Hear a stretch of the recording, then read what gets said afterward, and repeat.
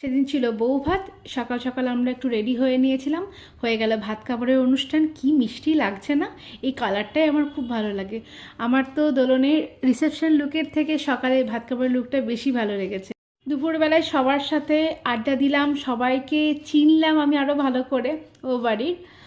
সন্ধ্যাবেলায় সবাই মিলে রেডি হয়ে নিয়ে রু তো সন্ধেবেলার পুরোটাই দাদু ঠাকুমার কোলে ঘুমিয়েই কাটিয়ে দিল। দেখছো কীরকম ডান্স চলছে।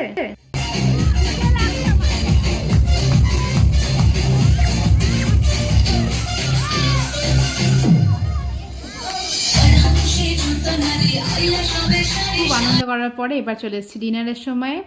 সকাল সকাল বেরোতেও হবে। খুবই টেস্টি ছিল খাবার দাবার। দেখে নাও মেনু কী কী ছিল। আর প্রত্যেকটা খাবার ছিল খুবই সুন্দর। পনিরটা ছিল বেস্ট। তো এইরকমভাবেই দিনটা কেটে গেল। খুবই ভালো করে মজা করে কাটলাম। দেখা হচ্ছে নেক্সট শর্টসে। তোমরা ততক্ষণ